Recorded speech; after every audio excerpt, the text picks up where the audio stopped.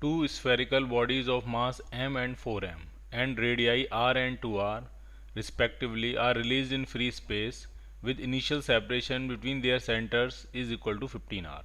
ठीक है, क्वेश्चन में लिखा है 15r, डायग्राम में दिया है 4r, तो हम 14r, तो हम क्वेश्चन के हिसाब से कर लेते हैं। तो इसको मॉडिफाई करके यहाँ पे जो है 15r समझ लेते हैं इसको। ठीक है, तो if they attract each other due to gravitational force only then the distance covered by the smaller sphere just before collision. Smaller sphere कितना ट्रैवल करेगा ये पूछ रहे हैं। ठीक है, तो सबसे पहले तो आपको डिसाइड करना है कि ये एक दूसरे से हिट होने से पहले टोटल ट्रैवल कितना करेंगे। ठीक है, ऐसा तो नहीं है कि 15r डिस्टेंस से टोटल 15r ट्रैवल कर पाएंगे, क्योंकि 15r तो सेंटर टू सेंटर है। अगर हम सरफेस से सरफेस की डिस्टेंस देखेंगे तो उतना ट्रैवल करेंगे दोनों मिलके। तो 15r में से r यहाँ माइनस हो जाएगा और 2r यहाँ माइनस हो जाएगा। दैट मीन्स 12r जो है वो टोटल डिस्टेंस ट्रैवल करेंगे। ठीक, क्या इनका सेंटर ऑफ मास कहीं मूव करेगा? सेंटर ऑफ मास कहीं नहीं मूव करेगा। इंटरनल फोर्सेज जो होते हैं वो सेंटर ऑफ मास की स्टेट को नहीं बदलते हैं। अगर सेंटर ऑफ मास पहले रेस्ट में है तो बाद में भी वो कहाँ रहेगा? रेस्ट में रहेगा। ठीक, और सेंटर ऑफ मास अगर रेस्ट में होता है, सेंटर ऑफ मास मान लिया ये है और ये रेस्ट में है, तो अगर m1 वाला पार्टिकल इधर ट्रेवल कर रहा है डेल्टा x1, तो जो m2 वाला पार्टिकल है वो इधर ट्रेवल करेगा डेल्टा x2। और सेंटर ऑफ मास अगर कहीं नहीं जाता है तो इक्वेशन ये बनती है m1 delta x1 is equal to m2 delta x2। तो इसी इक्वेशन को यूज़ करेंगे हम। हमसे पूछा गया है कि छोटे वाले स्फीयर ने कितना ट्रैवल किया, तो मान लिया छोटे वाले स्फीयर ने ट्रैवल किया है डेल्टा एक्स। तो बड़ा वाला स्फीयर कितना ट्रैवल करेगा? तो वो करेगा 12r माइनस डेल्टा एक्स, क्योंकि टोटल डिस्टेंस कितनी है उनके बीच में? 12r। तो हम ये वाली इक्वेशन लगाने जा रहे हैं। इसका मास m है और इसने ट्रैवल किया डेल्टा एक्स, और बड़े वाले का मास 4m है और उसने ट्रैवल किया होगा 12 माइनस डेल्टा एक्स। तो ये m से m कैंसिल आउट हो जाएगा और ये 4 डेल्टा एक्स इधर आके 5 डेल्टा एक्स हो जाएगा। आगे की कैलकुलेशन है वो आप खुद कर सकते हो। इज इक्वल टू ये हो जाएगा आपका 48। तो जो डेल्टा एक्स आएगा वो आ जाएगा 48 upon 5, that means 96/10, that is 9.6 r। r होना चाहिए यहाँ पे 12r होना चाहिए। ठीक है, तो यहाँ 48r होगा, तो यहाँ पे ये r होगा। तो ये 9.6 r जो है वो छोटा वाला स्फीयर ट्रेवल करेगा, और बड़ा वाला जो है वो 12r में से 9.6 माइनस करेंगे तो वो ट्रेवल कर लेगा। ठीक, इसमें आप बिना कैलकुलेशन के भी कर सकते थे। जब डिस्टेंस 12r थी, ये टोटल डिस्टेंस इनके बीच में सरफेस टू सरफेस 12r थी, तो छोटा वाला स्फीयर ज़्यादा ट्रैवल करता है, बड़ा वाला स्फीयर कम ट्रैवल करेगा। हल्का वाला स्फीयर ज़्यादा ट्रैवल करेगा और हैवी स्फीयर कम ट्रैवल करेगा। तो हल्का वाला जो होगा वो 6r से ज़्यादा ट्रैवल करेगा और हैवी वाला जो होगा वो 6r से कम ट्रैवल करेगा। आधी आधी डिस्टेंस 6r है, 12r टोटल डिस्टेंस है। अगर दोनों का मास बराबर होता तो दोनों 6r और 6r ट्रैवल कर रहे होते। अब सिंस इसका मास कम है तो ये ज़्यादा ट्रैवल करेगा, तो आंसर 6r से ज़्यादा ही आना चाहिए, और 6r से ज़्यादा सिर्फ एक ही आंसर है। तो आप बिना कैलकुलेशन के भी थोड़ा लॉजिक लगा के इसको सेटल कर सकते थे। अगला क्वेश्चन देखते हैं।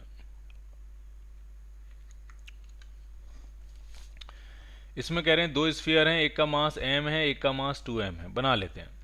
ठीक है, मान लिया एक स्फीयर है, इसका मास m है, एक दूसरा स्फीयर है, इसका मास 2m है,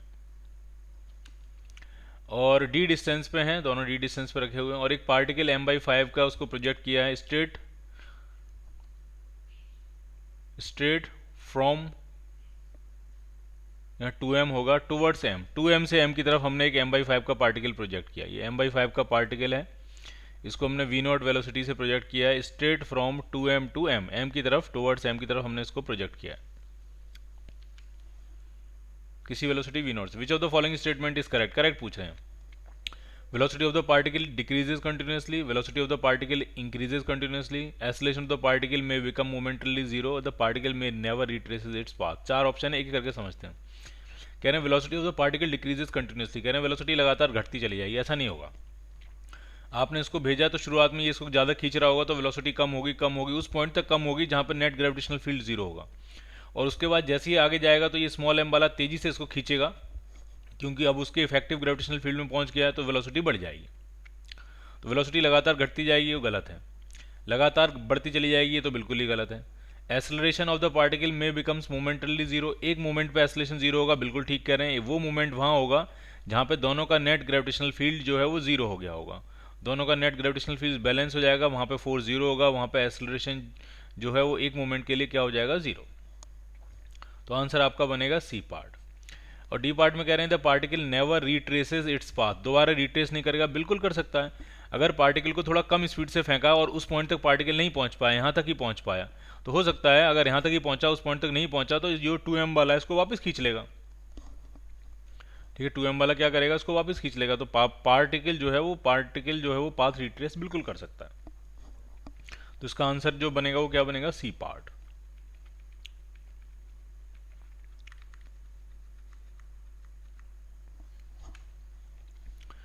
A ring of mass m1 and radius r is fixed in space at some location. एक रिंग का मास m1 है, रेडियस r है, वो स्पेस में किसी लोकेशन पे फिक्स्ड है। An external agent brings a point mass m2 from infinity to the center of the ring. Work done by the external agent पूछ रहे हैं। तो जो work done by the external agent होगा वो होगा जिस मास को आप मूव करा रहे हो, इसमें m2 मास को मूव करा रहे हो, इनटू फाइनल पॉइंट का पोटेंशियल माइनस इनिशियल पॉइंट का पोटेंशियल। अब फाइनल पॉइंट क्या, इनिशियल पॉइंट क्या, वो समझो। ये रिंग है, इसका मास m1 है, रेडियस इसकी r है। तो ये और दूसरा मास m2 है, उसको हम कहाँ से लेके आ रहे हैं, इन्फिनिटी से लेके आ रहे हैं। कहाँ तक लेके आ रहे हैं, रिंग के सेंटर तक। तो ये बनेगा फाइनल पॉइंट और ये क्या बनेगा आपका, इनिशियल पॉइंट। तो देखते हैं work done by external agent कितना आने वाला है। m2 को तो मूव कराया, फाइनल पॉइंट है रिंग का सेंटर, और रिंग के सेंटर का पोटेंशियल होगा minus G m1 by R, minus initial point क्या होगा, इन्फिनिटी, इन्फिनिटी का पोटेंशियल होता है जीरो। तो कितना आ जाएगा वर्क डन, तो वर्क डन आ गया minus G m1 m2 by are.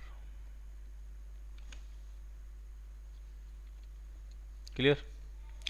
आप ऐसे भी समझ सकते हो work done by external agent जो होगा वो इंक्रीज इन पोटेंशियल एनर्जी के बराबर भी कर सकते हो। आप स्लोली मूव करा के ला रहे हैं तो इंक्रीज इन पोटेंशियल एनर्जी में आप डाल सकते हो final minus initial, final minus initial करोगे तब भी यही आंसर आ जाएगा। ये फाइनल पोटेंशियल एनर्जी होगी, इनिशियल तो जीरो होगी m2 की।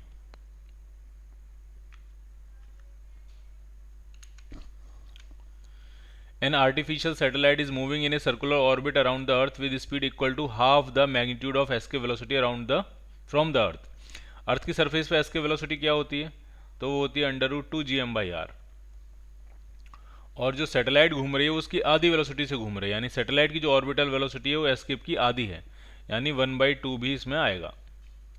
तो हाइट पूछ रहे हैं कितनी होगी।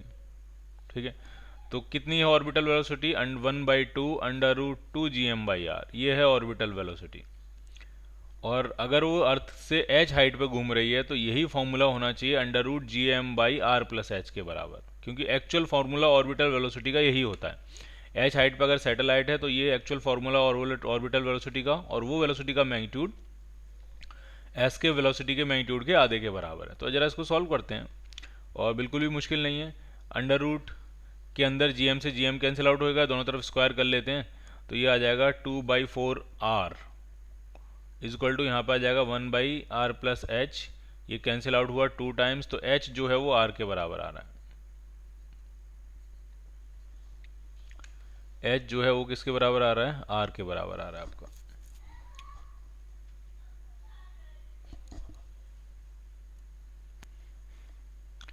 ए person brings a mass of 1 kg from infinity होना चाहिए, यहाँ पे from infinity to a point A. Initially the mass was at rest but it moves at a speed of 2 metre per second when it reached ए।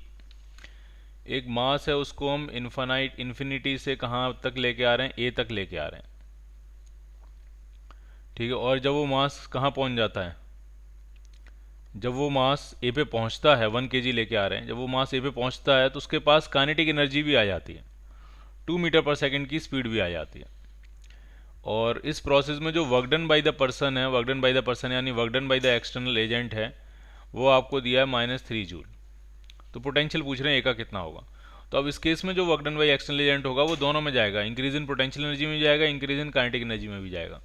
तो पहले potential energy की बात कर लेते हैं। जिस मास को मूव करा रहे हो इनटू फाइनल पॉइंट का पोटेंशियल माइनस इनिशियल पॉइंट का पोटेंशियल, ये तो बनेगा increase in potential energy, plus increase in kinetic energy क्या बनेगा, तो हाफ m u फाइनल का स्क्वायर, ये initial final kinetic energy, minus half m u initial का स्क्वायर।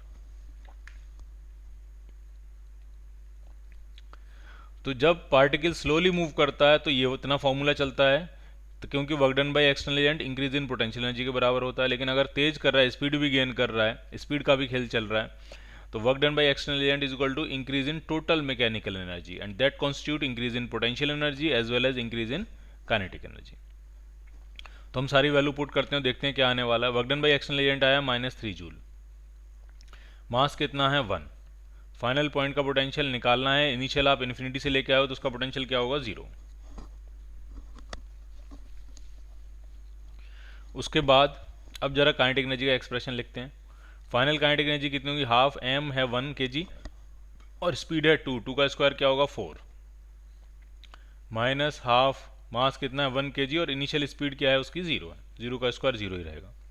तो ये कैंसिल आउट करेंगे, 2 आ जाएगा और ये -3 है, इसको इधर लेके आएंगे तो ये -5 जूल हो, -5 जूल और 1 kg से डिवाइड करेंगे तो -5 जूल पर kg, ये बनेगा आपका VF। फाइनल पॉइंट का जो पोटेंशियल आएगा आपका वो -5 जूल पर kg आ रहा है। So your answer is C part.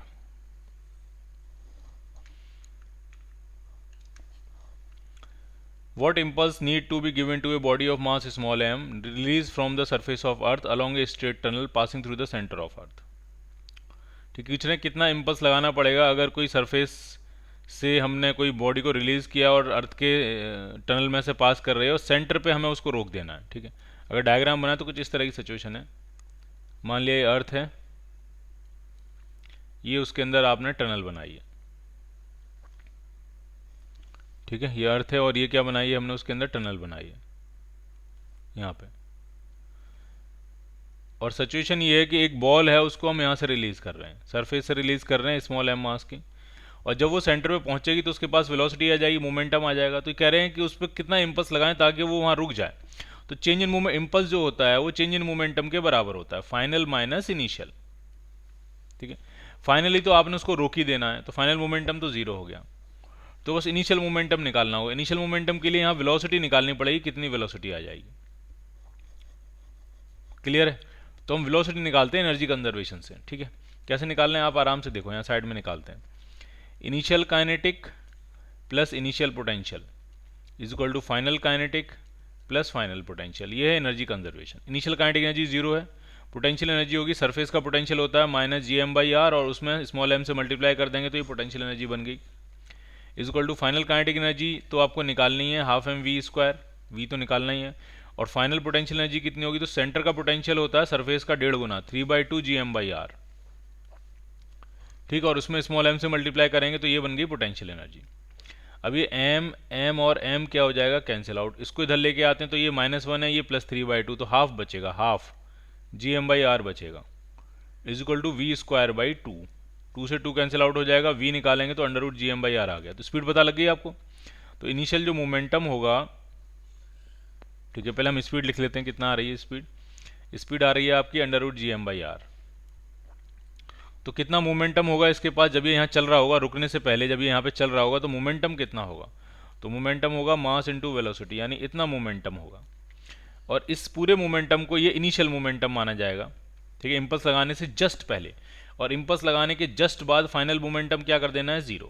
ठीक है, हम बिल्कुल यहाँ की बात कर रहे हैं, जब वो सेंटर पे पहुँच रहा है तो सेंटर पे पहुँच रहा है, तो जब वो सेंटर पे पहुँच रहा है तो उसके पास वेलोसिटी कितनी होगी, तो वेलोसिटी इतनी होगी। और जैसे आपने इम्पल्स लगा के उसको रोक दिया तो फाइनल मोमेंटम क्या हो गया 0। तो इम्पल्स किसके बराबर होगा, चेंज इन मोमेंटम। तो फाइनल कितना होगा, फाइनल हो जाएगा आपका 0 माइनस इनिशियल कितना है, तो इनिशियल है m टाइम्स √gm/r। और माइनस साइन ये बता रहा है कि मोमेंटम को आपको खत्म करना है तो इम्पल्स मोमेंटम की अपोजिट डायरेक्शन में लगाना पड़ेगा। लेकिन लगाना कितना पड़ेगा, अगर उसका मैग्नीट्यूड पूछा जाए तो m टाइम्स √gm/r के बराबर मोमेंटम लगाना पड़ेगा अपोजिट डायरेक्शन में, ताकि वो रुक जाए। So your answer is B, A part.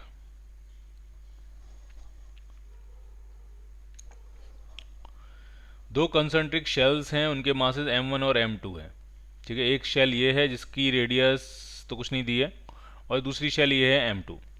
Which the following is correct regarding the gravitational force on mass small m due to m1 and m2 at point PQR। ठीक है, तो एक पॉइंट पी है, पी दोनों स्फीयर के अंदर है, और अंदर अगर हम होंगे तो फील्ड जीरो होता है, तो ए पे कोई फोर्स नहीं लगेगा। यानी पी पॉइंट पे अगर स्मॉल एम मास रखेंगे इस पी पॉइंट पे तो वहाँ पे कोई फोर्स नहीं लगेगा, तो पी पे तो होगा जीरो, तो पहला वाला सही है। अब अगर क्यू की बात करें तो क्यू पे जो फोर्स होगा वो सिर्फ m1 की वजह से होगा, तो वो होगा क्यू पे फोर्स जी m1 small m upon distance b का स्क्वायर। जो अंदर वाली शेल होती है वो ऐसे बिहेव करेगी जैसे कि पूरा का पूरा मास सेंटर पे कंसंट्रेट हो गया हो। ठीक, तो सेंटर से वहां तक की डिस्टेंस कितनी होगी b, तो फॉर्मूला होगा G m1 m upon B square. तो ये क्यू पे फोर्स ये लगेगा, तो ये वाला भी बिल्कुल ठीक है। अब जरा आर पॉइंट पे समझ लेते हैं, आर पॉइंट पे क्या होगा। आर पॉइंट पे तो हम दोनों ही शेल के बाहर हैं, तो दोनों शेल के जब हम बाहर होंगे तो दोनों शेल ऐसे बिहेव करेंगी जैसे कि पॉइंट मास हो गई हों और अपने सेंटर पे कंसंट्रेट हो गई हों। तो अब सेंटर पे नेट मास कितना मिलेगा आपको, वो आएगा m1 प्लस m2। तो फॉर्मूला कितना बनेगा, जी m1 plus m2 into small m भी होना चाहिए यहाँ पे, अपॉन c का स्क्वायर। तो अब ये वाला भी करेक्ट हो जाएगा। तो यहाँ थोड़ा सा करेक्शन कर लो तब आपके सारे करेक्ट हो जाएंगे, all the are correct.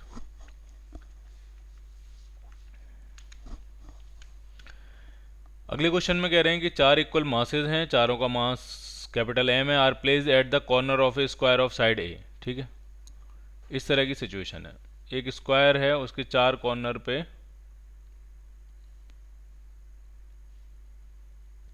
Square के चार कॉर्नर पे चार मासेज रखे हैं और हर किसी का मास जो है वो कैपिटल M है।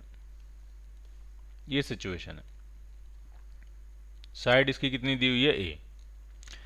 अब कह रहे हैं the escape velocity of the body from the centre O। Centre पे अगर कोई स्मॉल m मास की बॉडी है तो इसके लिए एस्केप वेलोसिटी कितनी होगी ये आपको निकालनी है यहाँ से। तो अगर चारों से मैं ये डिस्टेंस पूछूंगा, ये डिस्टेंस कितनी होगी, तो ये आएगी a/√2। और एस्केप वेलोसिटी कैसे निकालते हैं, सिंपल एनर्जी कंजर्वेशन। ठीक है, इसको आपको भगाते भगाते भगाते कहाँ पहुंचा देना है, इतनी तेज फेंकना है कि ये इन्फानाइट तक जस्ट पहुंच जाए। तो एनर्जी कंजर्वेशन लगाते हैं इस स्मॉल m के लिए। ठीक है, इसकी initial kinetic energy plus initial potential energy is equal to final kinetic energy plus final potential energy. पूरे सिस्टम की नहीं, सिर्फ स्मॉल m की। तो इनिशियल काइनेटिक एनर्जी कितनी है, तो हाफ m v का स्क्वायर, यही v फाइंड करना है आपको। और स्मॉल m की पोटेंशियल एनर्जी, तो पोटेंशियल एनर्जी स्मॉल m की अगर हम देखेंगे तो उसके चार पेयर बनेंगे, एक इस वाले के साथ, एक इसके साथ, एक इसके साथ, एक इसके साथ। हम पूरे सिस्टम की नहीं देख रहे हैं क्योंकि पूरे सिस्टम में कहीं कोई चेंज नहीं हो रहा है, सिर्फ स्मॉल m भाग रहा है, तो हम स्मॉल m पे फोकस कर रहे हैं। तो एक पेयर की जो पोटेंशियल एनर्जी होगी वो होगी g minus G capital M small m upon a/√2 एक पेयर की। तो चार पेयर हैं तो इंटू क्या हो जाएगी 4, तो ये होगी potential energy initial is equal to, जब ये इन्फिनिटी पे पहुंचेगा तो ये हम ये कह रहे हैं कि जस्ट इन्फिनिटी पे पहुंच ही पाए, मतलब मरते मरते इन्फिनिटी तक पहुंच जाइए। ठीक, तो फाइनल काइनेटिक एनर्जी इसकी क्या होगी 0, और फाइनल पोटेंशियल एनर्जी भी क्या हो जाएगी उसकी 0। पोटेंशियल एनर्जी बढ़ते बढ़ते 0 हुई है और काइनेटिक एनर्जी घटते घटते 0 हुई है। ग्रेविटेशनल पोटेंशियल एनर्जी की बड़ी से बड़ी वैल्यू 0 होती है क्योंकि ग्रेविटेशनल पोटेंशियल एनर्जी निगेटिव होती है। तो बड़ी से बड़ी वैल्यू ग्रेविटेशनल पोटेंशियल एनर्जी की क्या होगी 0। कब होगी, जब वो मास सिस्टम के से इन्फानाइट सेपरेशन पे होगा, जैसा कि इस केस में हुआ। तो हम सॉल्व कर लेते हैं, निकाल लेते हैं। ये m से m क्या हो जाएगा, कैंसिल आउट हो जाएगा, और इधर बचेगा ve²/2, उसको सब कुछ उधर ले जाते हैं तो ये 4√2 हो जाएगा और आ जाएगा gm/a। तो ve कितना आ जाएगा, ve कितना आएगा, तो ये आ जाएगा 8 अंडर रूट के अंदर 8√2 और gm/a। तो ये आएगी escape speed. So your answer is B part.